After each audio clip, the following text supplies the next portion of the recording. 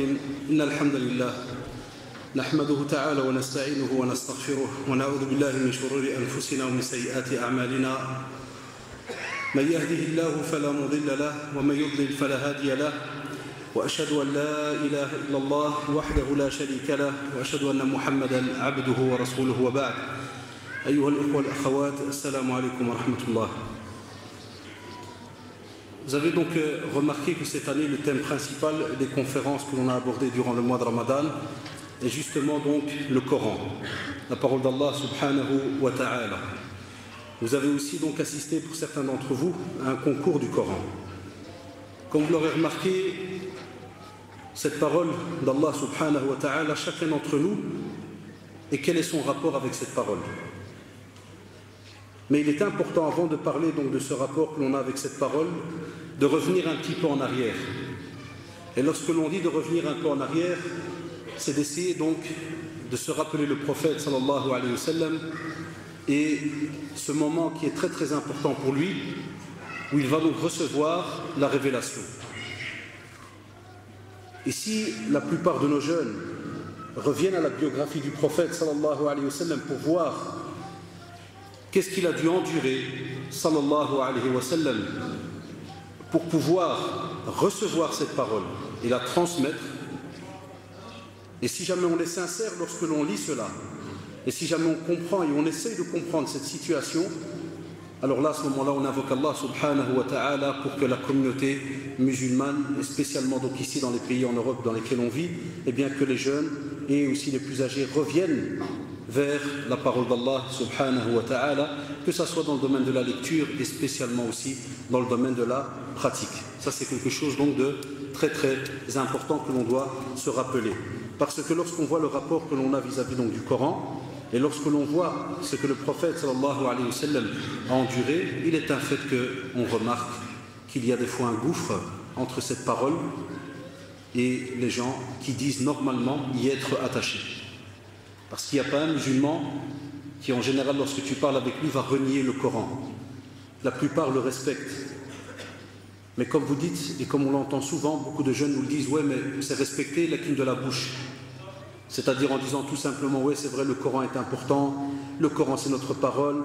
Et puis, comme vous l'avez remarqué, donc, si jamais quelqu'un commet quelques exactions à gauche ou à droite, comme l'on entend par exemple ces derniers temps sur Facebook et autres, dès qu'arrivera le 11 septembre, certains vont aller donc déchirer le Coran, le brûler, faire, et puis tu lis dans les forums, masha'Allah, tout le monde qui se réveille.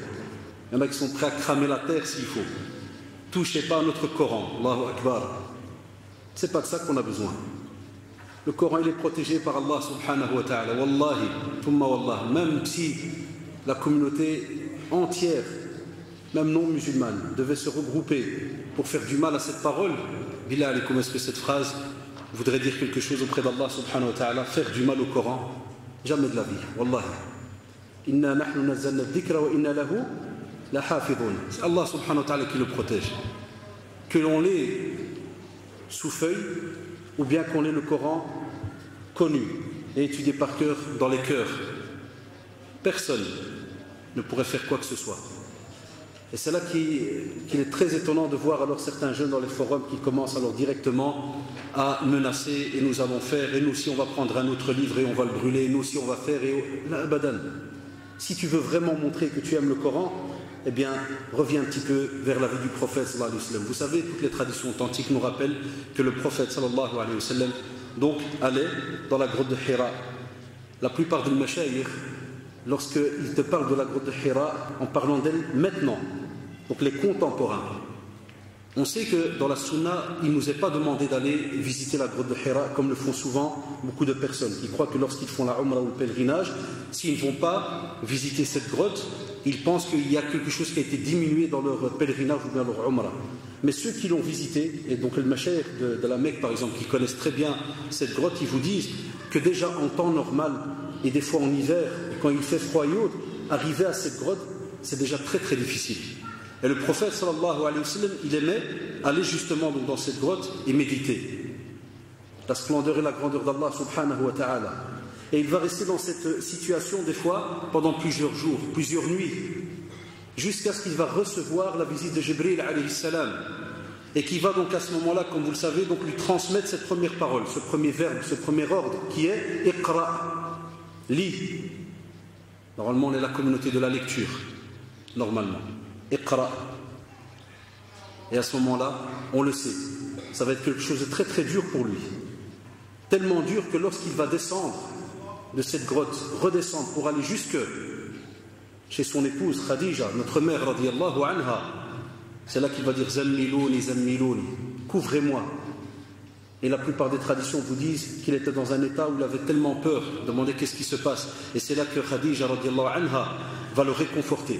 C'est là qu'on voit que subhanallah, lorsque l'homme est touché des fois par certains problèmes, une des premières personnes qui va le réconforter, qui va être à ses côtés, c'est son épouse.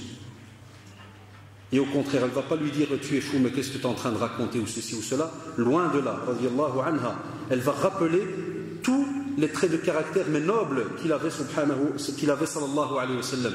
Elle va lui parler justement comment est-ce qu'il était vis-à-vis de la famille, des pauvres, comment il fonctionnait avec les gens, lorsqu'il y avait par exemple des demandes, besoin d'aide et autres, qu'il était quelqu'un de juste. Et subhanallah, même pour cela, elle va rester à côté de lui, alors que la plupart de ceux qui étaient autour de lui vont commencer à rabaisser le prophète sallallahu alayhi wa sallam en disant que vous voyez, on vous a dit qu'il est fou. Et vous voyez ceci, et vous voyez cela, parce que plus tard, ils vont profiter de la révélation du Coran, justement, pour insulter, rabaisser le prophète sallallahu alayhi wa sallam. Et ils vont même, les Qurayshites, insulter le Coran. C'est pour ça qu'on vous dit, ce n'est pas quelque chose de nouveau. Hein, ceux qui s'énervent là à gauche à droite, non, loin de là, ce n'est pas quelque chose de nouveau. Ça existait déjà au moment même de la révélation, lorsque les premiers versets ont été révélés. Dans d'autres traditions authentiques, on vous montre même comment est-ce que le prophète sallallahu alayhi wa sallam, lorsqu'il recevait la révélation, est-ce que vous pensez que c'était une simple révélation qui venait et qu'il ne ressentait rien, sallallahu alayhi wa sallam? On sait qu'il avait une force, masha'Allah. Il était très très fort, sallallahu alayhi wa sallam. Et même comme ça, Aïcha radiallahu anha, aussi Khadija radiallahu anha, et les compagnons, même Hudayfa ibn Yaman radiallahu anhu, un jour il dit, il avait sa tête donc posée sur la cuisse du prophète, donc la tête du prophète était sur sa cuisse, à celle de Hudayfa radiallahu anhu, et c'est un moment où il recevait la révélation, le prophète. Et il dit, c'était tellement lourd, sa tête était devenue tellement lourde. C'était des hommes bien importants, vous savez, ceux qui vivent dans le désert, ceux qui vivent à la campagne.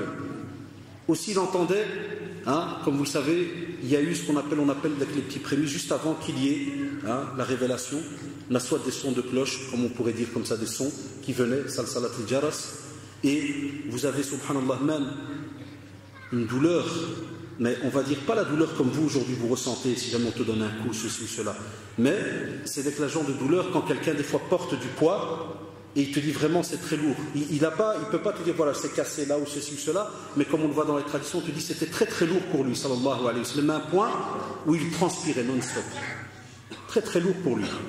Et on voit subhanallah lorsqu'il va voir et recevoir donc toutes ces révélations pendant toutes ces années, insultes, rabaissements, ceux qui vont essayer d'inventer des nouveaux Corans, un tas de démarches qui vont être faites justement pour que cette parole n'arrive pas aujourd'hui entre nos mains. Et le prophète sallallahu alayhi wa sallam va rester présent. Quand vous allez voir aussi, lorsqu'il va y avoir certaines batailles, même après sa mort, sallallahu alayhi wa sallam, certaines batailles, on appelle donc le huffaz, ceux qui connaissaient par cœur le Coran, des fois lors de certaines batailles, tu peux voir jusqu'à 60 ou 70 qui mouraient. Et les compagnons qui vont demander au calife, au fur et à mesure, on doit regrouper le Coran, parce que le huffaz, ceux qui le connaissent par cœur, ceux qui le mémorisent par cœur, commencent donc à quitter cette terre. Et donc il va y avoir des démarches, même Omar radiallahu anhu va faire cette démarche. On voit même Abu Bakr radiallahu anhu qui va trouver cela immense, cette demande. Regardez à Shabab, comment est-ce qu'ils se sont cassés la tête pour nous? Alors que ce sont les compagnons les plus nobles que l'on peut avoir sur cette terre. Radiallahu anhu majma'in.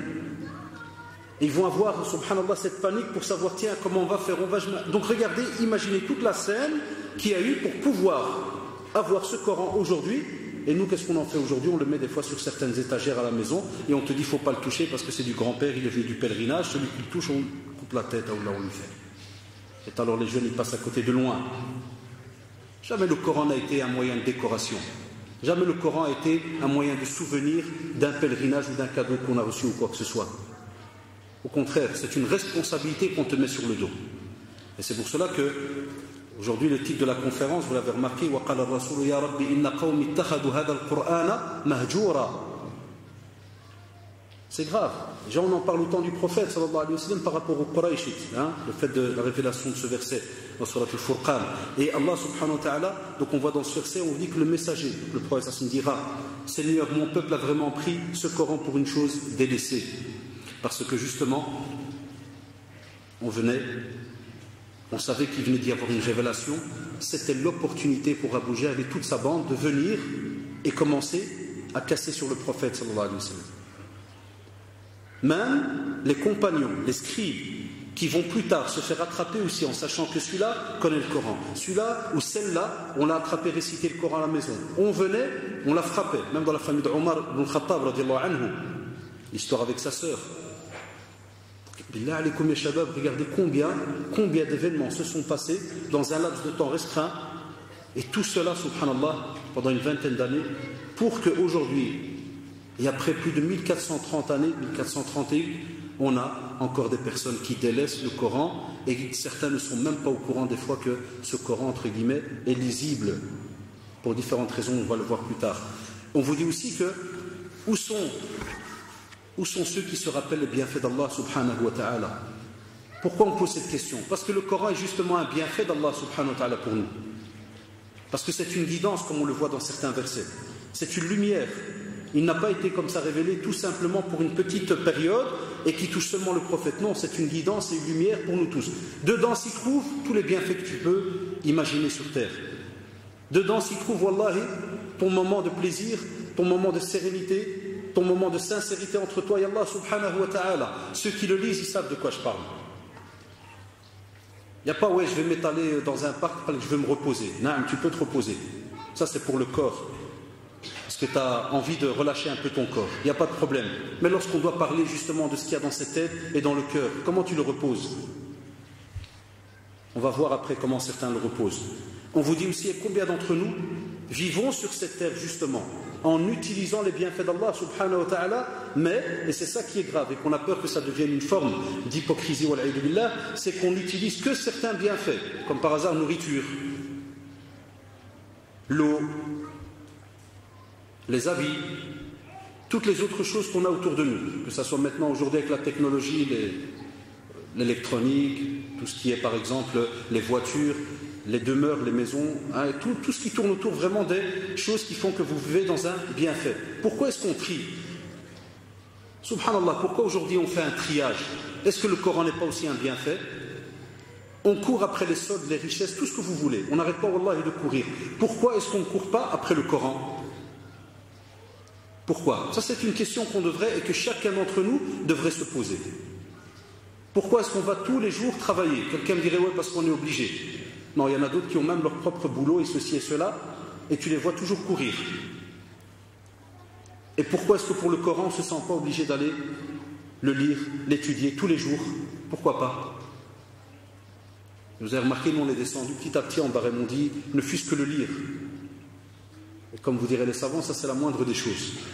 Mais pourquoi est-ce qu'on court après un tas de choses, mais on ne court pas spécialement après donc la parole d'Allah subhanahu wa ta'ala? Et je rappelle comme d'habitude, on a, j'ai oublié de choisir un frère si quelqu'un pourrait aider, on a des petites feuilles pour ceux qui veulent poser des questions. Est-ce qu'il y a des petits jeunes qui pourraient nous aider, Inch'Allah, ou bien deux frères, voilà. Et chez les sœurs la même chose, donc à la fin de la conférence on donnera l'occasion pour pouvoir répondre donc à certaines questions, Inch'Allah.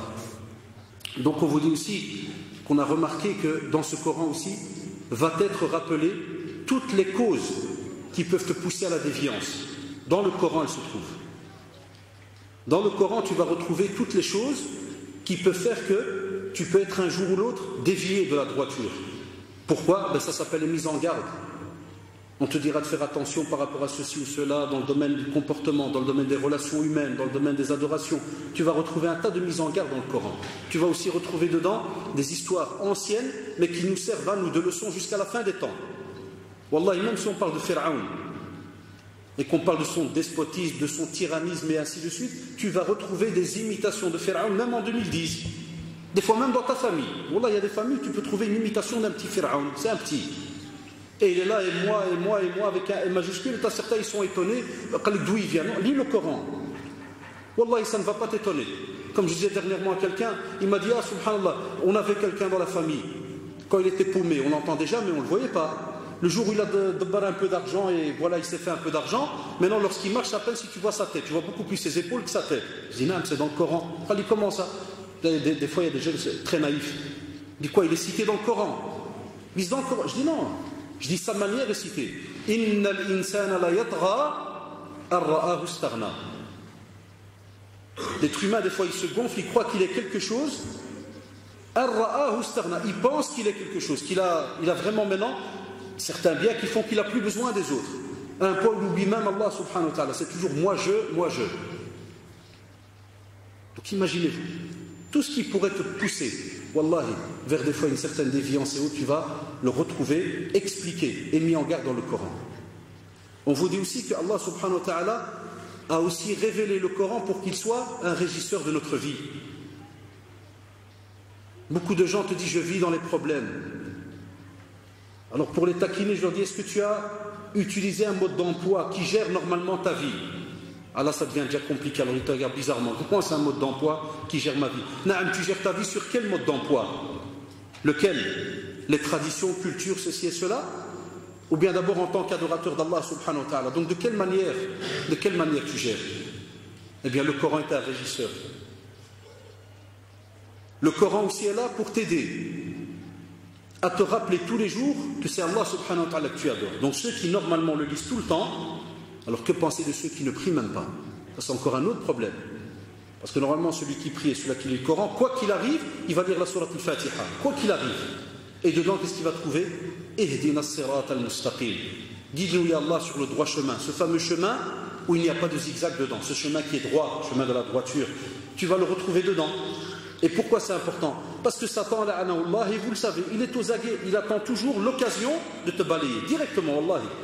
Il ne va pas te rater, toi le serviteur d'Allah subhanahu wa ta'ala. Et donc quand tu reviens chaque jour vers la lecture de ce Coran, combien de fois certains jeunes qui, jazakumullah, reviennent vers la lecture du Coran et qui disent subhanallah, j'ai trouvé une réponse à mon problème.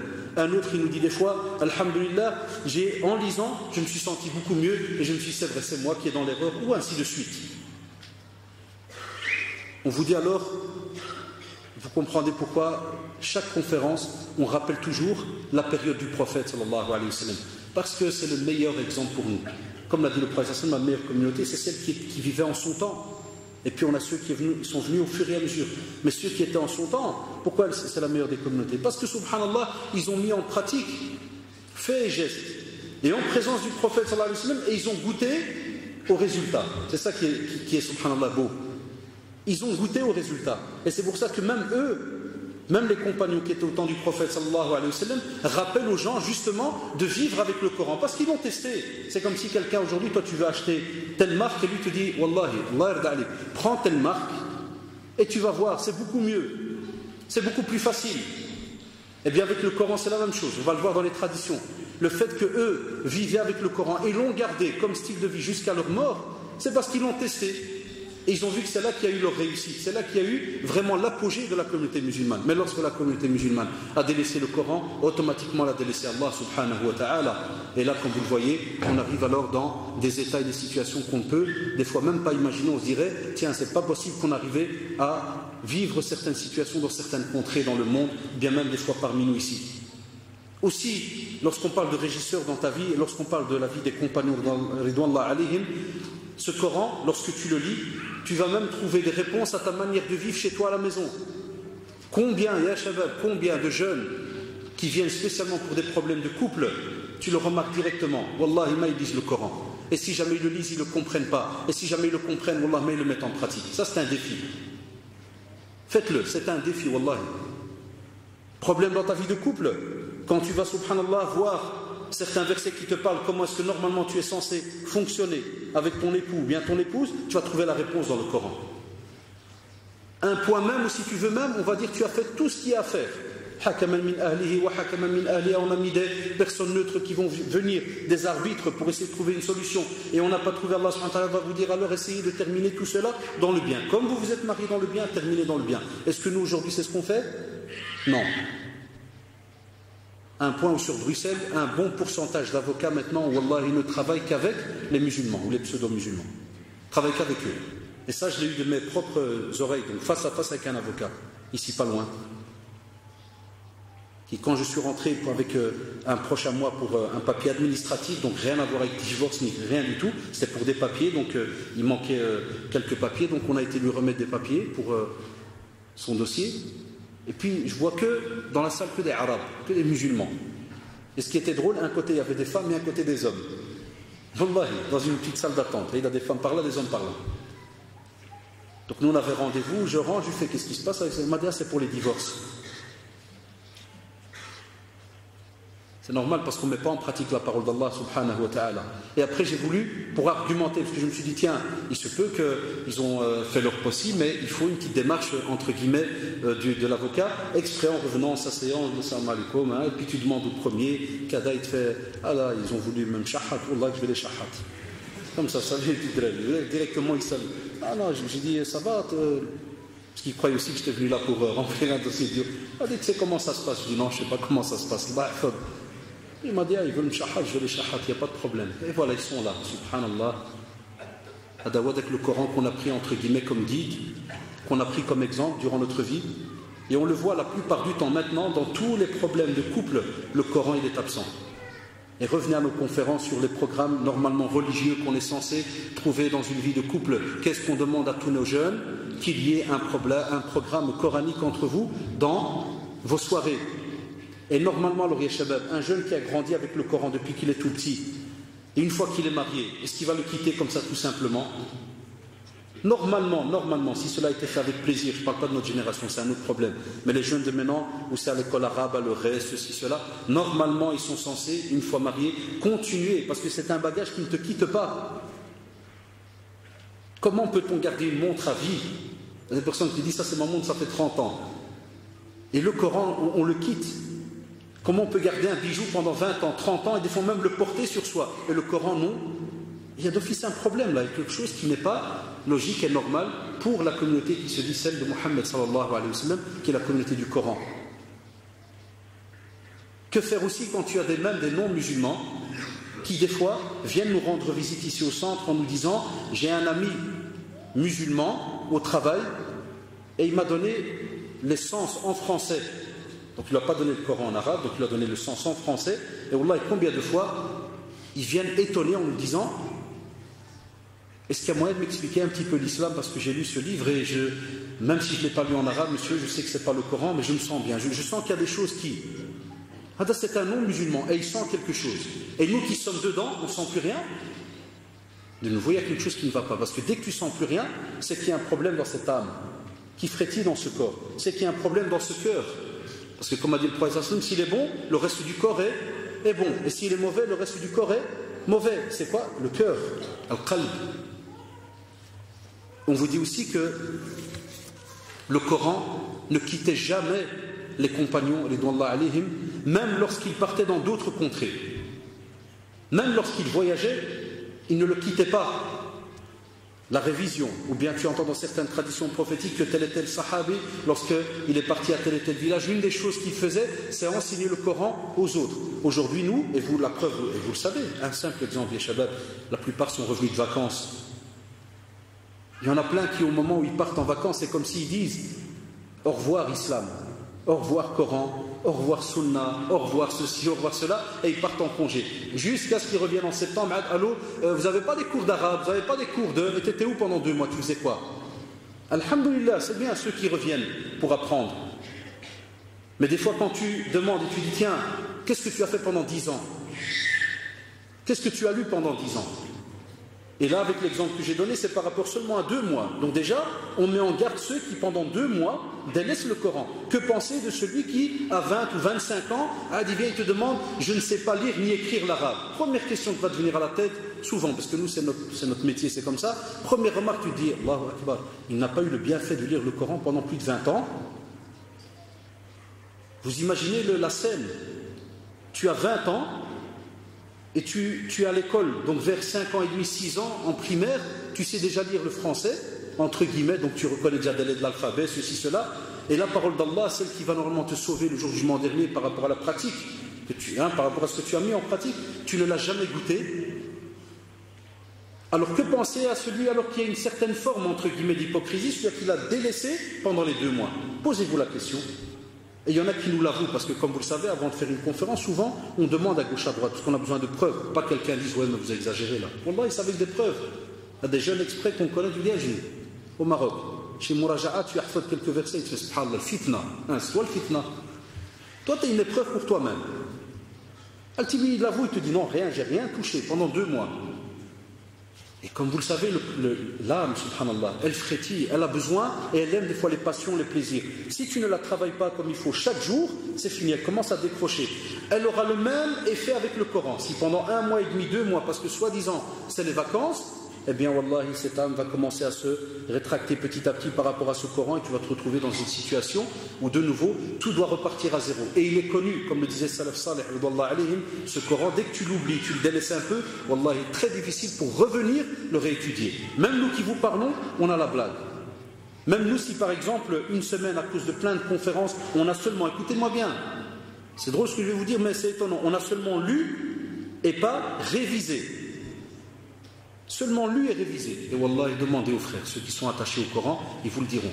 Quand vous venez réviser une sourate, elle paraît comme d'une montagne, subhanallah. Alors que juste avant, quand vous étiez un petit peu plus à l'aise dans le programme, vous la récitiez directement. Alors que nous, on est dedans tout le temps. Les cours, les conférences, les ceci, les cela. Rien que parce que pendant une semaine, j'ai bien dit, tu ne l'as pas révisé par cœur. C'est-à-dire que tu viens et tu le récites. Tu l'as lu toute la semaine, c'est-à-dire en journée ou avant de dormir, ou tu l'as lu, mais tu ne l'as pas récité.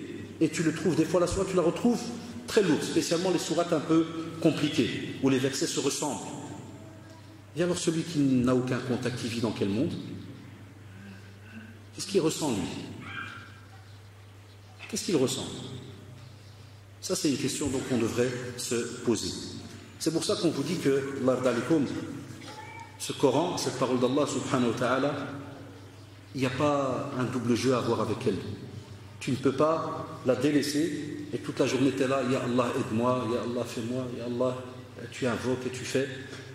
Et toi, subhanallah, tu as délaissé un tas d'obligations que tu as vis-à-vis d'Allah subhanahu wa ta'ala, puisque une des obligations qu'on a, c'est de lire ce Coran.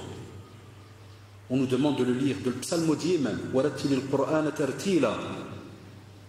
est censé le lire doucement, avec vraiment sans commencer à courir là comme ils font certains, parce que chaque lettre doit recevoir son droit, subhanallah, chaque lettre. Enfin, imaginez-vous alors à ce moment-là, qu'est-ce que certains d'entre nous ont comme situation, c'est-à-dire ils n'arrivent même pas à goûter ce bienfait, et puis une fois qu'on est habitué à vivre de cette manière-là, vous savez ce qui se passe, après quelques années, on oublie, on se marie, les enfants sont là, et puis les enfants commencent à grandir, on commence à paniquer parce qu'on trouve une mère et un père, pas de relation avec le Coran. Et puis on a des enfants qui grandissent, aussi pas de relation. Eh bien, on vient de perdre un petit groupe dans la communauté musulmane qui a lâché le Coran. Ce petit groupe, vous croyez qu'il est le seul? Combien de familles en a comme ça? Et nous, on a des statistiques puisque les gens viennent chez nous. Et souvent, quand il y a beaucoup de problèmes, on leur demande. Parlez-nous de votre programme vis-à-vis de la sunna, du Coran, et beaucoup nous avouent, nous disent c'est vrai, on ne lit pas, vous savez bien, Tamara, ceci, la vie, Kada. Ah non. Celui qui veut vivre au moins, wallahi, avec sérénité, apaisement vis-à-vis d'Allah subhanahu wa ta'ala, il doit absolument avoir son programme donc de Coran. Et c'est quelque chose, écoutez-moi bien les jeunes, c'est quelque chose que tu dois retrouver dans ton programme tous les jours. Parce qu'il y en a qui me disent « Ah, moi, monsieur, c'est tous les vendredis. » Quoi, c'est qui t'a dit ça tous les vendredis?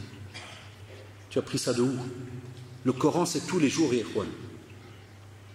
À part les sœurs quand elles sont en état de règle. Je sais que certains frères, ils ont aussi ce même état des fois. Ça arrive. Chez certains, oui, parce qu'il y a des tuyaux, il y a tous les dérèglements maintenant génétiques. Donc on a même des frères qui prient plus, qui touchent plus au Coran, parce qu'ils ont aussi leur période. Mais qu'Allah les guérisse. Lakin, imaginez-vous donc, à part les femmes qui ne peuvent pas le toucher durant certaines périodes, les règles, et ainsi de suite. Alors, subhanallah, chez nous, à leur côté homme, où est le problème? On vous dit aussi que lorsque tu reçois la parole d'Allah, subhanahu wa ta'ala, on vous demande, faites votre possible, et cette année va commencer. cette année, comme vous le voyez, c'est ce qu'on appelle l'année scolaire. Septembre va venir. Il y a, alhamdoulilah, différents centres qui donnent des cours d'arabe. Normalement, on devrait entendre qu'il n'y a plus de place. Parce que Ramadan, Ramadan est justement une période pour tourner une nouvelle page. Repartir donc à zéro. Et on vous dit alors, faites votre possible pour que ce mois de Ramadan et ces quelques conférences que vous avez eues par rapport à ce rappel vis-à-vis du Coran soient une nouvelle page dans votre vie. Un retour vers ce livre qui est le livre le plus important dans votre vie, en dehors de tout autre livre. Et on va vous dire alors à ce moment-là, faites en sorte de trouver, comme vous arrivez à trouver du temps pour le foot ou le sport ou le body ou tout ce que vous voulez, trouvez du temps pour vous attacher à un cours d'arabe. Parce que pour vivre le Coran, il faut apprendre la langue arabe. La phonétique, ça aide, et je dis toujours la phonétique, c'est une excuse pour nos frères et sœurs convertis. Eux, ils ont l'excuse. C'est normal, il vient de se convertir il y a 1 heure. Par exemple, tout à l'heure, j'ai eu une conversion, eh bien, je lui donne un petit Coran en phonétique. Pour que Mskin, il commence déjà pendant Ramadan, automatiquement engranger des bénéfices, comme on va le voir tantôt. Donc lui, tu lui donnes un petit Coran phonétique et tu lui dis, voilà, comme c'est un mois d'adoration où vous allez commencer, regardez, c'est toujours la beauté de cette religion, subhanallah. Wallahi, aucun acte d'adoration dans notre religion est un acte forcé comme ça à la seconde. La personne, tu lui donnes en phonétique et il sait que, subhanallah, le mois de Ramadan est là pour charger les batteries. Ça veut dire que normalement, tu vas te donner un certain rythme pendant Ramadan. Vous comprenez? C'est l'inverse de ceux qui se réveillent pendant Ramadan. Non. Normalement, Ramadan, on augmente la cadence pour que normalement, de nouveau, la voiture, vous savez la voiture là, une fois qu'elle est à 120, 130, et on sait qu'on est obligé de redescendre à 120, qu'est-ce qu'on fait? On relâche l'accélérateur, ou bien on met le point mort. Qu'est-ce qu'elle fait la voiture? Elle continue pendant des kilomètres à rouler à du 128, 25, 120, et des fois tu peux te taper quelques kilomètres, machallah, et tu es encore à du 110. C'est ça, Ramadan pour nous. On recharge les batteries pour de nouveau repartir le mois prochain avec, machallah, une cadence qui fait que normalement, celui qui, et soyez logique, celui qui va continuer à mettre en pratique les choses comme il se doit, arriver à Ramadan prochain, il a à peine diminué sa cadence. C'est vrai ou pas? Parce qu'il y a beaucoup d'actes que l'on fait pendant Ramadan qu'on ne fait pas pendant l'année. Comme par exemple, spécialement, jeûner les 30 jours d'affilée.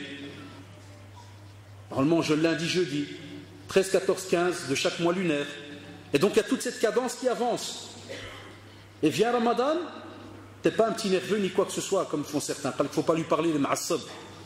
Allah, il est ma'assab, qu'il est à jeun. Ça, c'est les bienfaits de Ramadan. Ce n'est pas logique.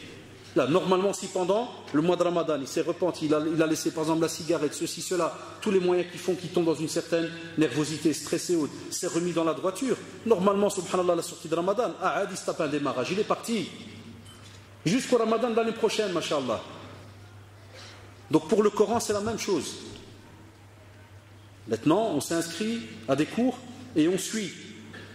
Et pendant l'année, mashallah, là, alors à ce moment-là, on apprend, on lit, on s'entraîne.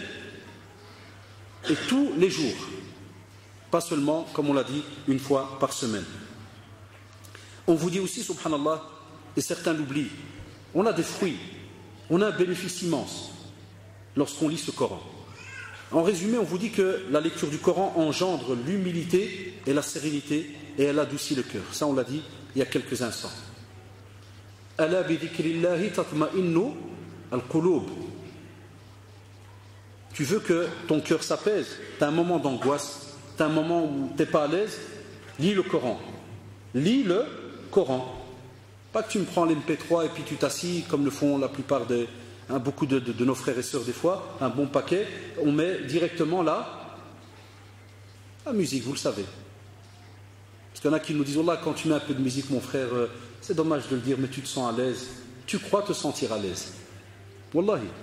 Ça, c'est un long débat avec nos jeunes. Et il y en a parmi nous, parce que j'en connais, je vois des têtes, je vois de tout, je vois des accros parce que j'en connaissais certains et autres, et des accros. Et tu lui dis, il n'y a pas moyen de te faire, Wallah, moi tu m'enlèves la musique, tu m'as tout enlevé. Allahu Akbar.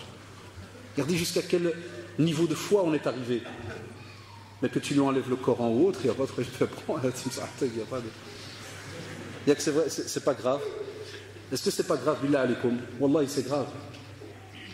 Il y en a même qui, subhanallah, il y a des parents qui nous appellent souvent Et il pleure des fois. Là, j'ai dernièrement une mère, elle me dit, il y a Oustad, mon fils, il n'y a pas moyen qu'il dort sans qu'il mette le casque dans ses oreilles, il met de la musique. Et quand je viens la nuit, je lui enlève les casques. Elle me dit, j'ai mal au cœur parce que je me dis, s'il meurt dans cet état, il rencontre Allah subhanahu wa ta'ala dans la dernière action qu'il a fait, c'est quoi? Mourir sur Zdeg Zdeg.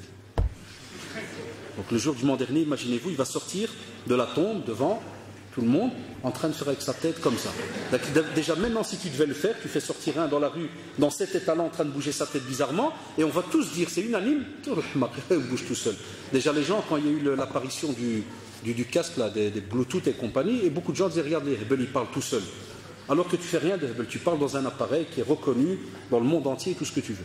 Ici, imaginez-vous la scène, le jour du jugement dernier, tu vas sortir, tu vas ressusciter, tu ressors de la terre avec la dernière action que tu as faite. Billah alaikum. Et ça dans le sommeil. L'autre qui est en train d'écouter peut-être des phrases qui sont insultantes ou des phrases qui parlent, et vous le savez, la plupart dans le domaine de la R&B et ainsi de suite, des phrases qui touchent le domaine sexuel et autres, qui sont rattachées à des clips. Et je vous en passe les détails. Et la personne, il est là comme si de rien n'était. Tout va bien, on est bien. Là. Non, impossible, tu me dis que tu es attaché à la communauté du prophète, sallallahu alayhi wa sallam. C'est pas logique. C'est tout à fait contradictoire. C'est pour cela qu'on vous dit, si jamais tu veux que ton cœur s'apaise, habitue-toi à mettre du Coran. C'est important, Shabab. Wallah, je ne sais pas comment on peut le rappeler, mais beaucoup d'entre nous. Hatta la preuve, si je sais qu'on ne fait pas souvent ça en Belgique, dans certains pays le font, s'il fallait des fois maintenant dire, Yallah Shabab, qui sont ceux qui sont prêts à se repentir et à prendre leur GSM ou bien les appareils qu'ils ont avec eux, rentrer dans le fichier MP3 et me faire tout ce qu'il y a. Et aller chez eux à la maison dans leur iTunes là et enlever toutes les musiques qu'il y a. Il y a plein qui vont te dire, ouais, le repentir se fait étape par étape, mon frère. C'est comme pour la drogue, hein. On n'arrête pas la hashish en 2 minutes quand même. Je veux qu'en 2 secondes, moi j'arrête hip-hop là ou le rap ou je sais pas quoi et je saute directement le Coran. C'est pas la même bougeotte, ça bouge pas de la même manière. Wallahi. Ça prouve qu'il y a un petit problème, là. Il y a un khalal là quelque part, hein, dans cette âme, hein. Et puis ce qui me fait rire encore plus, c'est les examens de passage qui arrivent. Alors tu as certains, ils viennent, Ya Rabbi, tu vois, en phonétique, il est même plus habitué à le dire en arabe, Ya Rabbi, aide-moi, et il ne sait même pas comment il ouvre ses doigts, il ta'awouj. Masha'Allah, c'est bien, on va dire il est sincère, mais ce qui y vient. Mais toi qui as ce regard de médecin de l'extérieur, c'est comme si le médecin, quand il te voit des fois dire je veux guérir, au même moment tu es en train de manger des choses qui te foutent en l'air. Le médecin il sourit, il dit mais c'est pas normal ce que vous faites, vous êtes un suicidaire. Ben ça c'est notre regard à nous de l'extérieur là. Tu as de la musique, la voiture, tous les ruinats, puis après il vient chez toi des fois. Hein, on en a des fois, ça arrive au quartier. Il passe avec la musique matin et soir, puis des fois il vient, il te fait mon frère, salam alaikum, si hadda, toi bien. J'ai une entrevue pour un travail. Et Allah, il va m'aoun, Inch'Allah. Allah, il va les aveugler, mon frère. Et je le regarde des fois, je dis, Inch'Allah, Inch'Allah. Je ne veux pas lui casser le moral. Je dis, Inch'Allah. C'est vrai qu'entre aveuglés, hein, je dis, ouais, Inch'Allah. Allah, subhanahu wa ta'ala, c'est vrai, il est capable de tout faire. Et c'est vrai, Wallah, la preuve, c'est qu'au même moment, il te donne plein de bienfaits. Il te donne plein de bienfaits, alors que toi, tu as fait la hijra du Coran. Tu l'as délaissé. Et même comme ça, tous les jours, Wallah, et vous le savez, même ceux qui sont parmi nous qui ne lisent pas le Coran, ils sont comblés de bienfaits. Parce qu'Allah subhanahu wa ta'ala l'a dit. Il est Rahmanun fil dunya et Rahimun fil akhirah. Quand tu dis Ar-Rahman Ar-Rahim, il est clément sur terre avec tout le monde. Il donne les biens à tout le monde. Mais le jour du jugement dernier, il ne donnera que à certaines catégories, certaines choses. Mais maintenant, tu as raison. Tu vas à une entrevue et tu fais, et il te donne des bienfaits. Mais toi, tu le délaisses. Elle engendre aussi, la lecture du Coran, engendre aussi la certitude qui est la foi complète. Parce qu'au plus tu lis le Coran, au plus, subhanallah, comme l'a dit, la première étape, ça veut dire que tu as attrapé l'humilité, tu as acquis une certaine humilité, sérénité. À ce moment-là, normalement, il faut bien me suivre, tu comprends ce que tu es en train de lire. Quand tu comprends ce que tu es en train de lire, le cœur est automatiquement connecté à ce cerveau. Parce que le cerveau l'envoie, subhanallah, des ordres, il envoie un tas de choses. C'est pour cela que des fois, certains le disent, il lit le Coran, il arrive à certains versets, il frissonne. Ça veut dire que ça, c'est un très très beau niveau. C'est ce qu'on espère, wallah, acquérir chacun d'entre nous. C'est-à-dire que tu as compris ce que tu es en train de lire. Tu vis le Coran. Et j'ai rappelé cet exemple des centaines de fois. On le voit spécialement dans la prière de Tarawih. Une moitié de la mosquée capte qu'on est dans une sourate où on est en train de parler de l'enfer, du paradis et autres, et l'autre moitié on est là et on regarde. De temps en temps, Shaitan il te fait, ouais, il a tardé. Hein. Et puis des fois, il te rappelle qu'il y a le métro, qu'il y a ceci, parce qu'il y en a qui me disent après, ah, le métro, Kada, toi, tu as encore connecté à une sourate, il te fait, ah, il qal l'imam, puis on a raté le métro. Toi, tu ne comprends même pas de quoi il te parle. Pourquoi? Parce que, comme on l'a dit, toi, tu es déjà dans cette fameuse certitude, tu es connecté à autre chose. Celui qui ne comprend pas, il ne sera pas être connecté. Et des fois, ça fait mal au cœur parce qu'on vient et on prie des heures et des heures. Et si tu demandes des fois à un jeune, tu lui dis, moi, des fois pour taquiner, je fais, c'est un copain, il lui fait, à la mosquée aujourd'hui, qu'est-ce qu'il a prié? Wallah, man araf. T'as prié tous les tarawih? Tu fais, ouais. Qu'est-ce qu'il a dit? Moi, je sais pas, mais c'était bien, hein. Beau son, hein. Et vous entendez souvent ça. Ah, il avait un très très bon son, hein. Ah, des mélodies, il monte, et il a de ses sons, il reste des fois longtemps, des secondes. Mais il a dit quoi? Wallah, je sais pas.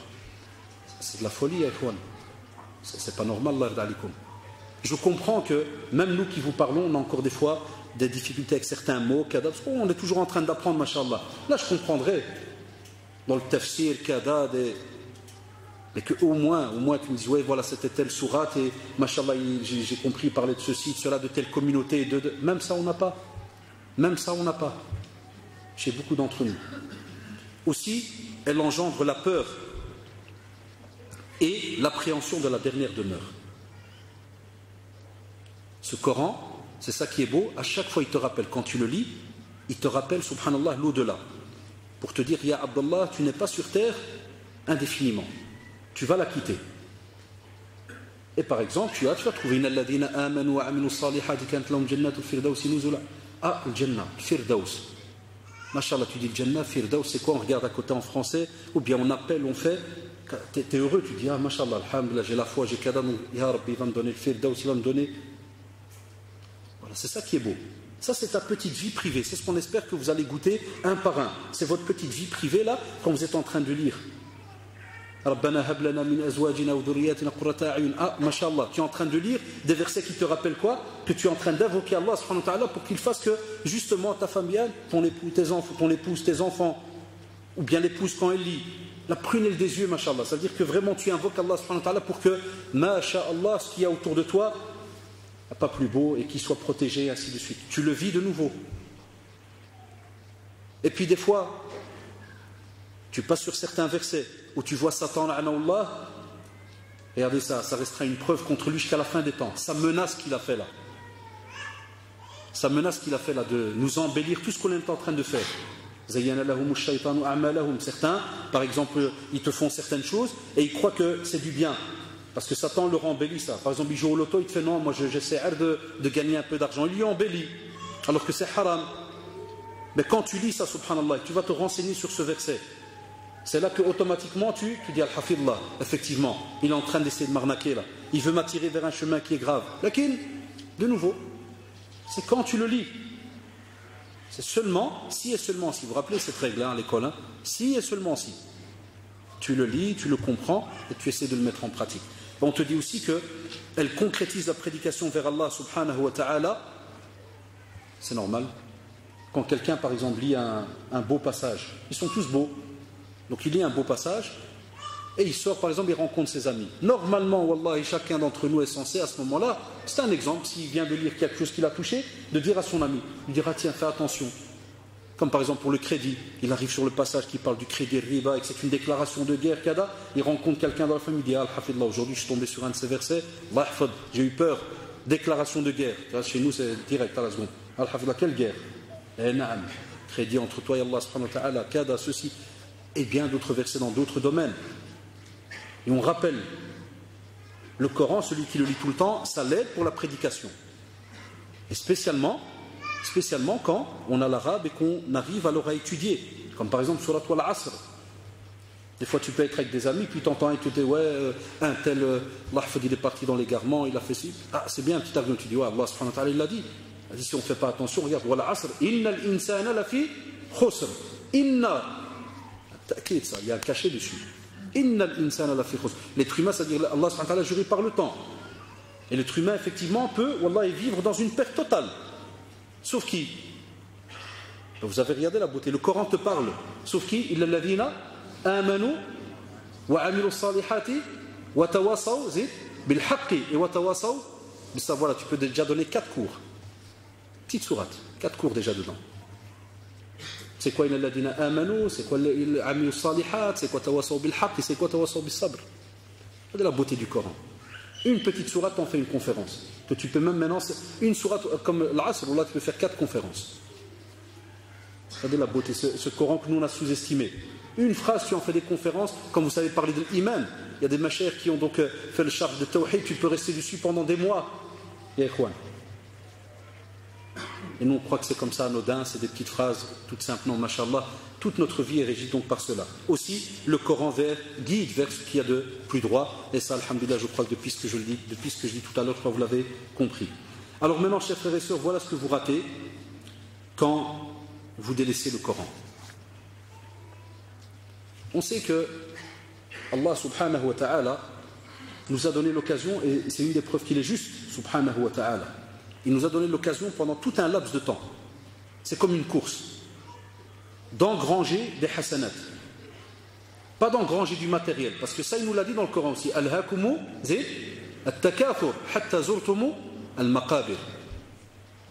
Nous aujourd'hui, c'est pas al-hakumu qira'at al-Qur'an ou la. Al-hakum, c'est-à-dire les gens, ils ont été pris là, à ce moment, ils deviennent presque aveuglés, ils font pas attention, ils se font avoir, ils sont pris dans une vague bizarre qui est laquelle d'amasser les richesses. Jusqu'au jour où ils ont rendu visite à qui? À leur dernière demeure, la tombe. L'avant-dernière encore, parce que bon, je ne vais pas rentrer dans les détails. Donc ils rendent visite à la tombe. Cette tombe qui va les mener à leur justement dernière demeure, paradis ou enfer. Donc on vous dit, si jamais quelqu'un, tu lui mets une publicité, tu lui dis demain, il y a des soldes dans tel magasin. Vous connaissez la suite de ce que je vais dire. On court. On court, ce qui est tout à fait normal chez l'être humain. Il court. Il a un capteur qui est normalement logique, c'est la preuve qu'il n'est pas hmaq. Il court vers les soldes. La preuve, tu dis à quelqu'un, ce magasin, demain, il fait 60%. Est-ce que tu vas aller aujourd'hui? Il a répondu. Tu vas aller quand? Donc vous êtes tous normaux, hier. Non, il y a parmi nous, certains, ils ne sont pas encore normaux à 100%. Parce que ça, ils l'ont compris pour les soldes. Mais pour le Coran, quand tu lui dis, comme l'a dit Ibn Mas'ud, radiyallahu anhu, à chaque fois que tu lis alif lam mim, alif harf, lam harf, mim harf, et à chaque fois 10 hasanat, qu'est-ce qu'on te dit? Non, j'ai pas besoin. J'ai pas besoin. Non, mon frère, jazakallah, j'ai pas besoin. Là, si je devais prendre des gens qui ne lisent pas le Coran, je leur disais, lis le Coran, tu fais non. Alif harf, lam harf, mim harf. Ouais, shukran, ouais, Allah, t'as raison, mon frère. Mais il ne va pas bouger, il va rester là. Tu veux t'inscrire à un cours de langue arabe et tout? Oui, Inch'Allah, il n'y a pas de problème. 2 secondes après, tu dis, écoute, il y a le magasin tel là qui vend telle et telle marque, il fait 90%. Je crois que tu n'auras pas fini la phrase, il n'y a plus de corps. Il n'est plus là. Il est où? Il est déjà parti. Et ce n'est pas des blagues tout ça, et vous le savez, c'est des choses qui sont concrètes autour de nous. Et nam.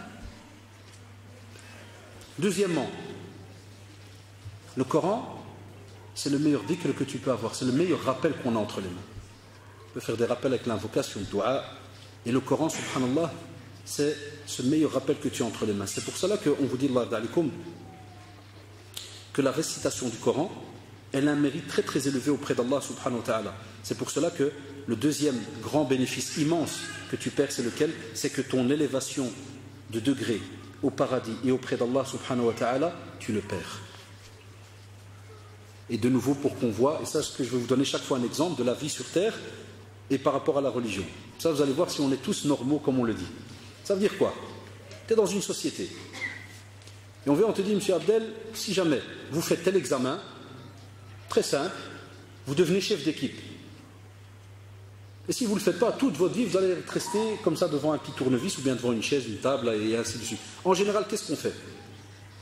Et si même on vient, on vous dit, monsieur, si vous faites cet examen, vous le réussissez, vous avez plus 500 €.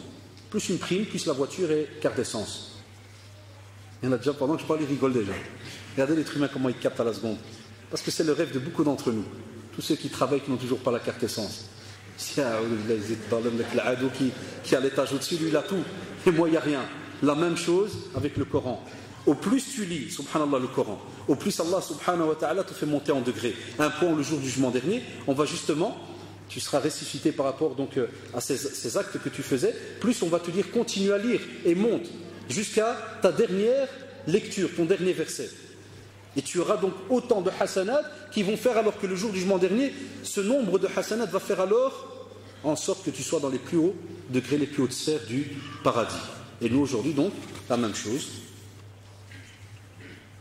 on peut proposer aux êtres humains un tas de biens matériels, des postes, des situations qu'on accepterait comme ça directement, qu'on serait prêt à étudier pendant des heures et des heures.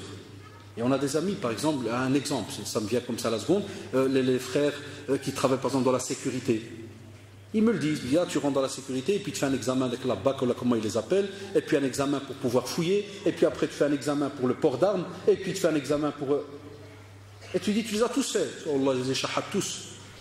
Tu dis pourquoi? En plus tu fais un examen, en plus tu gagnes autant et tu as les primes de sécurité, primes de risque et primes de CADA. Ben voilà, maintenant je t'apporte une prime de sécurité pour la fin de ta vie. La lecture du Coran. La même chose. Frère, il va te faire, s'il est poli, alhamdoulilah, il va te faire... Zakla, mon frère, Allah t'es un bon. Soit il va aller, mashallah, il va le mettre en pratique. Wallah, il va le mettre en pratique. Il va rentrer, il va se dire subhanallah. Ça c'est le nafs al-lawama, c'est qui subhanallah se bat là. Il va se dire subhanallah, c'est vrai. J'ai bougé pour 36 000 examens, j'ai étudié des syllabus et des trucs de fou. Et pour le Coran, aller apprendre des lettres d'alphabet, kada pour le lire, il y en a qui le font. Et d'autres, Satan il vient, il leur dit, mon frère, le Coran, il ne va jamais disparaître. Tu as toute ta vie pour revenir. L'examen, c'est demain. Et si tu le rates, c'est fini. Et comme vous le savez, quand il te fait la première proposition, et que, subhanallah, tu t'y attaches, ça c'est un des stratagèmes de Satan qui fait qu'après, tu as dur à revenir en arrière parce que Satan vient de t'étudier à la seconde. Il sait qu'il y a une porte qu'il peut ouvrir chez toi, la porte du matériel. Choisir entre ici-bas et l'au-delà. Alors que le musulman, il a le droit de choisir les deux, s'il n'y a pas de contradiction. Il peut choisir les deux. Les deux. Travail et il étudie à côté. Aussi le Coran, regardez quel autre bienfait. Le Coran, il va intercéder en ta faveur le jour du jugement dernier. Le jour du jugement dernier, il va intercéder en ta faveur. De nouveau un exemple sur terre. Si jamais tu vas travailler dans un nouveau boulot, c'est incroyable. Et qu'on te dit, écoutez monsieur, c'est un boulot à risque, il y a de l'argent, il faut prendre des choses. Est-ce qu'il n'y a pas quelqu'un de connu qui vous connaît? Tu dis, oui, moi j'ai travaillé avec monsieur un tel qui était votre directeur. T'es fier ou pas quand il te dit, ah monsieur, on vous engage direct, t'es fier? T'es fier directement. Imagine-toi le jour du jugement dernier, et c'est mieux que ce qu'on vient de raconter. Le Coran viendra et va intercéder, comme on le voit dans la tradition authentique, auprès d'Allah subhanahu wa ta'ala, pour dire que justement, on a délaissé les passions, les envies, on a délaissé un tas de choses. Il dira, ya Allah, il a délaissé un tas de choses pour lire ta parole. Et il viendra intercéder. Parce que le jour du jugement dernier, comme vous le savez, il y aura des intercessions. Même le prophète sallallahu alayhi wa sallam viendra intercéder pour sa communauté. Le prophète sallallahu alayhi wa sallam. Faites alors le cheminement inverse. Hein. Il a sallallahu alayhi wa sallam trimé pour nous, il nous a tout apporté, on a délaissé son Coran et après on veut son intercession le jour du jugement dernier. Vous croyez qu'elle est donnée à n'importe qui? Shafa'a. Allah, elle est donnée à n'importe qui. Donc ça c'est important. Aussi, on vous dit que le Coran, lorsque la personne le lit et que ce Coran va venir donc témoigner, on a des petites sourates, mashallah. Et ça, il y a une tradition dans Muslim, Sahih Muslim. On a des petites sourates, subhanallah, qui font aussi en sorte qu'il y a, on va dire entre guillemets, une genre de dispute ou d'intercession. Écoutez cette tradition. On vous dit le prophète sallallahu alayhi wa sallam, donc ça c'est Nawas ibn Sam'an qui dit cela, radiallahu anhu, il dit le prophète sallallahu alayhi wa sallam a dit, le jour de la résurrection, on fera venir le Coran. Et ces gens qui le mettaient en pratique dans ce bas monde. Et il est précédé par les chapitres, la sourate la vache, sourate al-Baqarah et Ali Imran, qui voudront disputer en faveur de celui qui les lisait et appliquer leurs principes. Allahu Akbar. On ne peut pas imaginer ça aujourd'hui. Dans ce monde maintenant, on ne sait pas imaginer cela. Mais des sourates viendront se disputer par rapport aux frères et à la sœur qui ont lu justement ces sourates-là et qui les ont mis en pratique.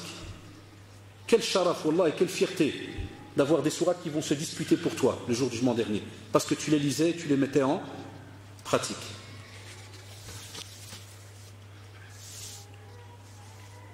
On vous dit aussi que lorsqu'il viendra intercéder aussi en notre faveur, dans un autre texte authentique, on vous dit que le Coran viendra et dira « Ô Seigneur, ya Allah, tu en as fait l'un de ceux qui ont mémorisé le Coran et il était parmi les meilleurs, il a préservé mes limites, appliqué mes préceptes, s'est éloigné de mes interdictions et a suivi mes ordres. » Et le Coran ne va cesser, comme on le voit dans le texte, de continuer à étayer tous les arguments par rapport à ce que le croyant faisait sur terre avec ce Coran. Alors, billah alaykoum ya shabab, avec tout ce qu'on vient à peine de dire, on n'a pas encore fini les bienfaits, avec tous ces textes qu'on vient de dire, pourquoi, wallah, la question se pose, pourquoi est-ce qu'on vous dit, voilà, là il y a un trou, tu vas te jeter, tu vas faire mal, on va quand même dans ce trou. Alors qu'on te dit là, si tu continues sur ce chemin, tu es en sécurité. Pourquoi on ne veut pas revenir alors vers ce Coran? Alors qu'on sait que la vie elle est courte. Tu es là aujourd'hui, wallah, et peut-être que dans 1 heure, ce soir, demain, tu es parti, tu quittes cette terre. Et tu veux délaisser tous ces bénéfices. On peut être que quelqu'un qui n'est pas normal à ce moment-là, ou quelqu'un d'aveuglé, ou quelqu'un qui a un cœur où il y a déjà un cachet dessus, un cadenas. Et là, c'est grave à ce moment-là. Le prophète sallallahu alayhi wa sallam aussi, d'après Aïcha radiallahu anha dans le Bukhari et Muslim, elle nous dit que celui qui lit assidûment le Coran et qui excelle dans sa lecture sera avec les nobles anges messagers qui ne font qu'obéir à leur Seigneur. Celui qui lit péniblement le Coran et en hésitant dans sa lecture aura quand même 2 récompenses. Allahu Akbar. Ça c'est l'argument pour ceux qui nous disent des fois, oui mais je ne sais pas bien lire, je fais des erreurs. 2 récompenses, et shabab. Aïcha radiallahu anha te donne la parole du prophète, donc c'est une parole qui est donnée. Tu as 2 bénéfices. À ceux maintenant qui s'entraînent à lire même en phonétique, nos frères et sœurs convertis qui des fois, et c'est ça que, alhamdoulilah qu'on a encore des frères et sœurs convertis qui nous appellent, ils nous remontent le moral, parce qu'il y en a qui nous appellent au téléphone et ils pleurent. Monsieur, je me sens hypocrite, kada, je lis le Coran, mais je suis sûr que je casse des lettres et je mange des lettres et ils pleurent.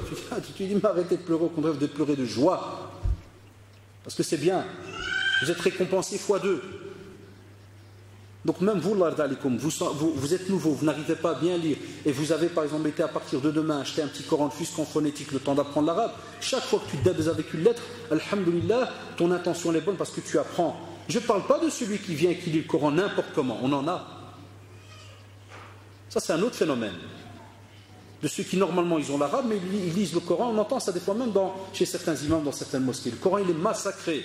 Ça c'est un manque de respect total vis-à-vis du Coran.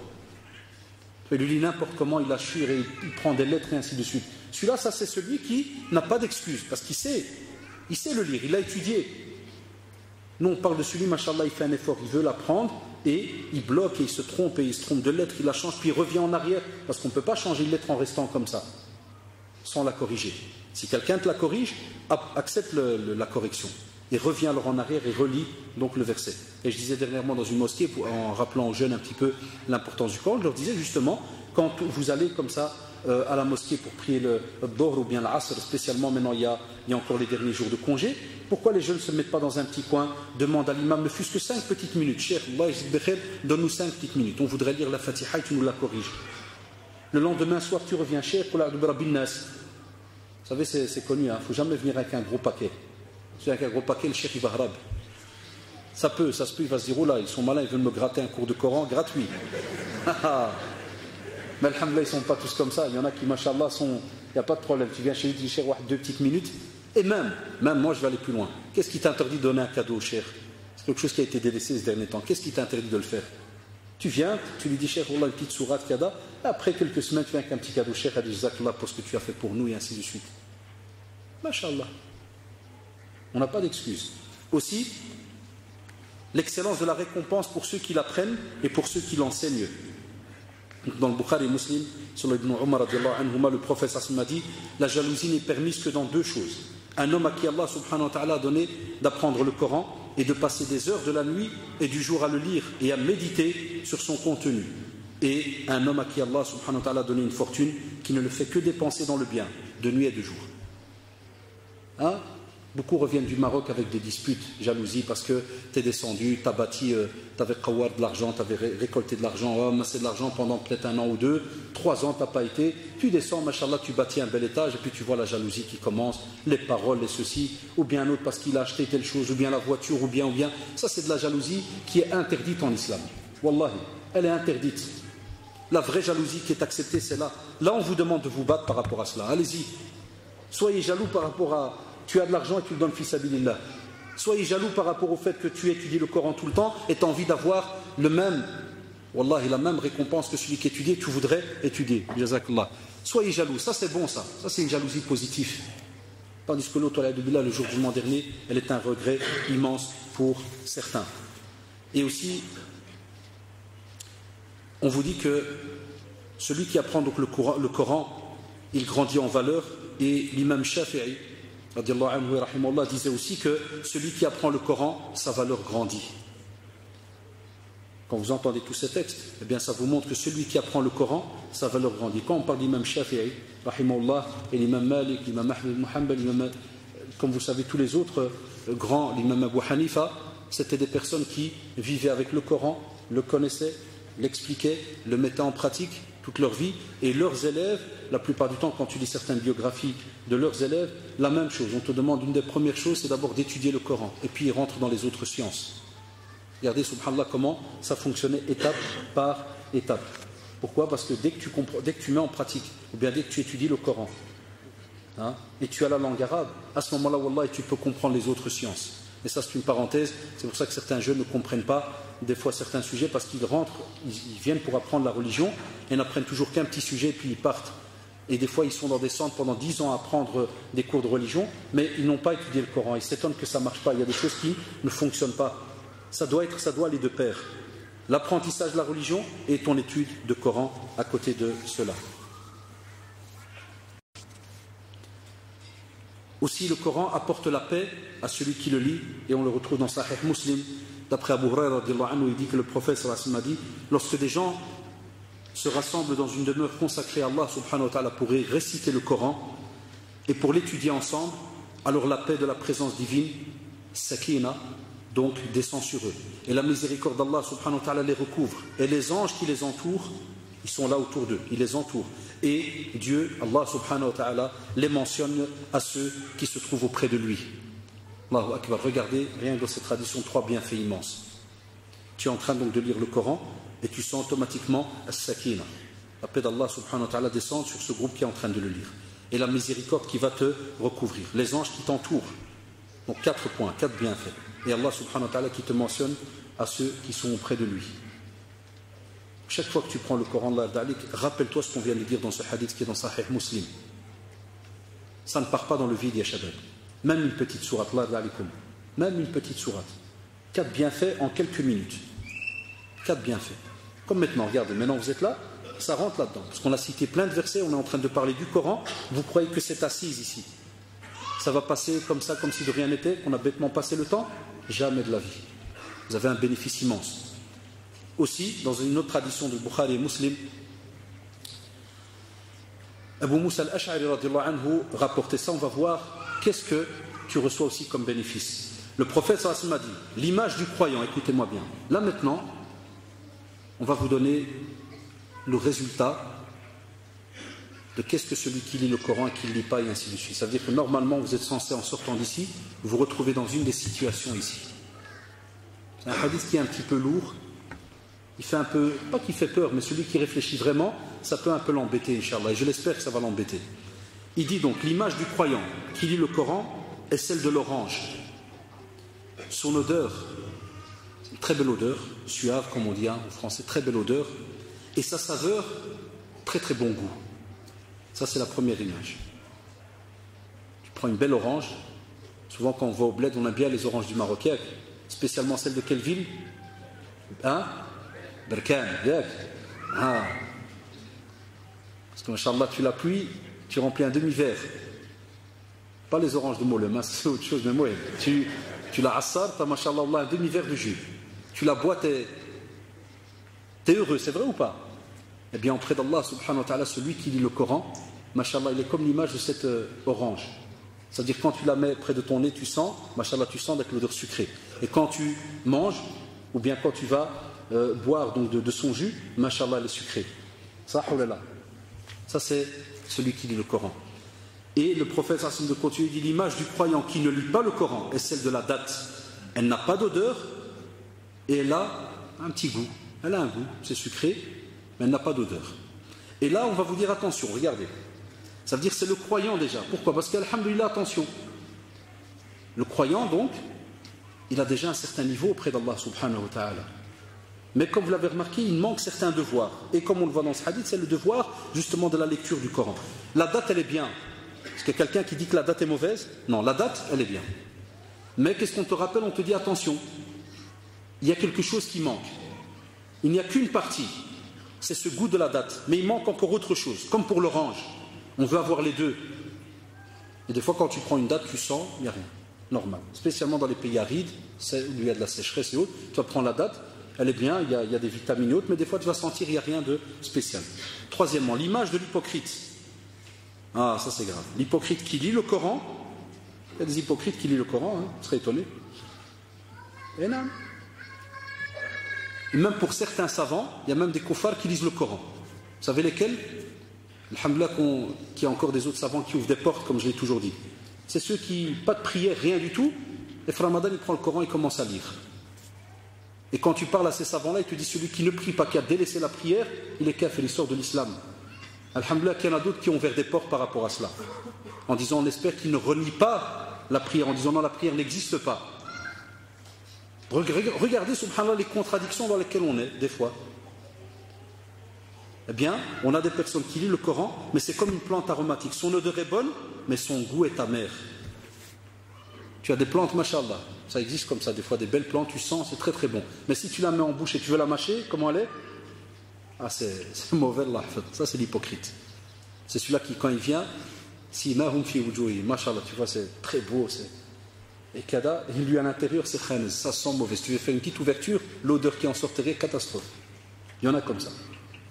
Donc ça, Allah, faut imaginer, on a peur, wallahi. Et c'est pour ça que l'histoire de l'hypocrite, c'est quelque chose qu'il ne faut pas, yashabab, sous-estimer. Parce que des fois, beaucoup de personnes tombent dans l'hypocrisie. Ce qu'on appelle avoir deux visages, là. Montrer que soi-disant, on aime l'islam, mais en vérité, dans la pratique, rien du tout. Et ça, ce chapitre-là, il fait très très peur, l'hypocrite. On vous dit aussi que l'image de l'hypocrite, mais qui ne lit pas le Coran, c'est comme la coloquinte. C'est une genre de plante, elle n'a ni odeur, elle n'a pas d'odeur, et le goût, il est amer. C'est-à-dire, il n'y a aucun bénéfice. Donc imaginez-vous, ya shabab, vous avez ici 4 situations, la même chose, dans laquelle est-ce qu'on voudrait se retrouver auprès d'Allah subhanahu wa ta'ala.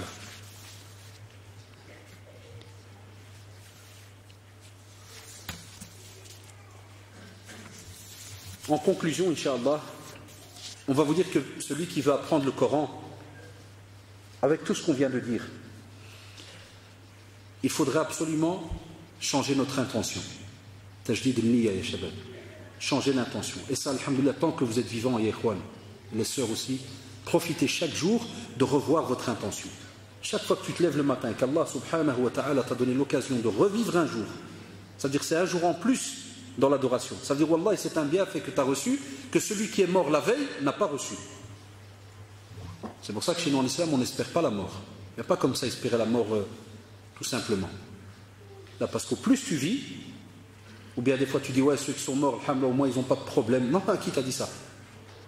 Au plus tu vis, au plus tu as l'occasion d'adorer Allah subhanahu wa ta'ala. Et comme a dit le prophète, qui te dit qu'un acte d'adoration que tu vas faire maintenant de ton vivant, mashallah, il est inestimable auprès d'Allah subhanahu wa ta'ala. Donc revoyez, et c'est ce qu'on fait tous, on doit revoir son intention chaque jour, parce qu'on commet tous des erreurs. Deuxièmement, on vous demande aussi de craindre Allah subhanahu wa ta'ala et de s'éloigner des péchés. Parce que comme vous le savez, s'attacher au Coran et à côté faire des choses contradictoires, parce qu'on a aussi des cas comme ça. Il y a longtemps, parce qu'il y avait des périodes où je risquais ma peau comme ça, quand j'étais j'étais donc assis dans la rame de métro, et un couple de jeunes s'est assis en face de moi, un garçon et une fille. Et ce qui est drôle, c'est un drôle de paradoxe. C'est pour ça que je dis tout à l'heure hypocrite, kada, ça fait des fois bizarre, mais on ne juge pas Allah fait les gens, on n'est pas des juges. Mais, donc j'étais assis comme ça, puis j'entends, il fait, hey, écoute cette sourate, t'as vu comment elle est bien? Donc moi je me suis dit, ils sont mariés, parce que c'était des jeunes, mais tu ne sais pas savoir. Puis à ce moment, il lui dit, demain on va à tel et tel endroit. Elle lui dit, je dois essayer de voir comment je vais bricoler. Je vais voir comment je vais faire. Puis je me dis, vous savez, ça, ceux qui parmi vous, des fois, ils sont un peu dans la pratique, ça leur arrive. Des fois, ils se disent, je parle ou je ne parle pas. Est-ce qu'ils vont insulter ou ils ne vont pas insulter? Est-ce qu'ils vont mal le prendre, ils vont bien le prendre? Puis à ce moment, je leur fais, ah, vous êtes, machallah, très beau couple. Puis le frère instantanément, non, on n'est pas mariés. Ah, vous n'êtes pas marié. Il fait non. Et la sourate que tu lui as fait passer là, tu n'es pas tombé sur une qui parle d'adultère et autres. Tu n'es pas tombé sur un verset qui parle de cela. Là, les gens, stop, il y a eu un petit silence. Et même s'ils ne devaient pas descendre à la station, je ne sais pas, je ne vais pas entrer dans leur intention. Oh, excuse-moi, frère, on doit descendre. Il vaut mieux que tu descendes encore ici-bas que dans l'au-delà. Hein. Descends, il n'y a pas de problème. Donc des fois, il nous arrive à taquiner certains. Encore dernièrement, on était avec le beau-père des frères comme ça en voiture. Et subhanallah al-adim, on croise une voiture, hein, un jeune, en pleine journée, hein, donc siam, ou le ghna à fond. Mais alhamdoulilah, ça prouve, alhamdoulilah, il y a encore du bien chez nos jeunes, wallah al-adim. Et je vois donc le beau-père par la fenêtre du frère, salam alaikum, un peu de Coran, Allah yarda alik. Le frère dit, il ferme, à la seconde. Les amants qui tirent le volant encore pour dire, il n'y a plus rien, hop, hein. Il a vu l'ange de la mort, je ne sais pas ce qu'il a vu. Ah, regardez, il n'y a plus rien. C'est bien, il y a le khayr. Mais est-ce que tu as peur de l'être humain là qui vient de te parler? Donc l'ard alikum, ça veut dire quoi? Osez parler à certains jeunes. Ceux qui spécialement mettent une croix sur la musique et plein de mauvaises actions, osez parler. Faites vivre ce que vous ressentez aux autres. Il ne faut pas être gêné. Faites-leur vivre cela. Et nous, souvent, on a remarqué, on attend toujours que c'est un petit boulahia qui doit parler. C'est comme si c'est écrit ici, c'est toi qui dois parler. Mais les autres, ils ne peuvent pas parler. Non. Tu peux faire un petit rappel simple. Même si tu sais que, subhanallah, toi-même, parce que des fois, il y a des gens qui disent non, mais, et c'est pour ça que je dis le cours sur l'hypocrisie, ça serait bien un jour une conférence là-dessus, mais c'est un peu compliqué. Parce qu'il y a des jeunes qui pensent que si jamais, il parle, et que lui-même fait encore des erreurs, vous savez, les jeunes, qu'est-ce qu'ils vont lui dire à la seconde? Tu fais le musulman, tu fais le musulman. Et toi, tu fais quoi? Je dis, tu fais quoi toi? Tu fais le musulman. Ben, alhamdoulilah, Mskin, à ce moment-là, il a une petite étincelle là. Il s'est dit, tiens, une petite lumière qui s'est ouverte, je vais lui parler. Profite alors de ce conseil-là. Ya shabab, yarhamukallah. Même si vous êtes entre vous, ne laissez pas Satan, la'anahullah, mettre un bouclier entre vous et votre frère, même si des fois lui-même commet des erreurs et vous fait une nasiha. Croyez que nous qui faisons des conseils, on ne commet jamais d'erreurs. On est des êtres humains. Kullu bani adam khatta. Tout être humain commet des erreurs. Les meilleurs, c'est ceux qui se repentent, ya shabab. Et pour terminer aussi, videz votre cœur de tout ce qui est, entre guillemets, futile. Et je vous l'ai dit tout à l'heure, donc on a parlé de musique, ça c'est autre chose, tout ce qui est les péchés, mais des fois, tu as des personnes, ils viennent et tu dis, c'est un exemple, hein, tu viens et tu dis au frère, tu fais, moi, tu vois les moteurs diesel, moi je crève pour le moteur diesel. Moi je le connais par cœur. C'est comme mon frère, le moteur diesel. Dès que je démarre, je sais. Moi j'ai des amis comme ça, des fois je parle avec lui, il me fait, moteur diesel, il me fait, je démarre ta camionnette, démarre. Faire la seconde, je dis ce qu'il y a. Et dès que tu démarres un verset, tu dis quelle sourate. Voilà. Comme tu as justement des petites choses comme ça qui, des fois, entre guillemets, c'est un peu futile. Tu me dis, je connais par cœur le moteur diesel. Wallah, il te le Jannah, ou c'est bien. Mais tu sais bien que c'est pas mohim, c'est bien. Mais, humbad. Mais tu as des jeunes, des fois, il vient chez toi, là, je taquine, parce que chaque conférence, dès que je capte un ami, je dis, Dofi, je vais le taquiner, c'est du football. Il vient, il te fait rien, mon frère, regarde. Et il fait la batte, par exemple, il tourne sa jambe et il reprend la balle. Comment ça s'appelle? Hein? Comment? Le tour du monde. Allahu Akbar. Le Mgharba, c'est ceux qui font le tour du monde en 10 secondes. Il vient, il tourne sa jambe, il fait tac, et il reprend la balle directement. Il y a que le tour du monde, ça s'appelle. Il y a une autre version, il y a un autre hadith. C'est comment? Non, là, c'est comment ça s'appelle? Le pincement de jambes. Non, ça, c'est chez les spécialistes de... Parce qu'on a les trafiquants du quartier, et puis on a Sahab qui sont dans les équipes de foot. C'est la divergence, mon frère. Il faut accepter. C'est sûrement daïf, mais bon, ça arrive. Non. Donc il y a les différentes traductions. Pincement de jambes et le tour du monde. Et tu vois, le frère, il vient chez toi, tu lui dis, des fois je t'acquise, je fais, et comment t'arrives à faire le tour du monde? 1 an d'entraînement à Khalid.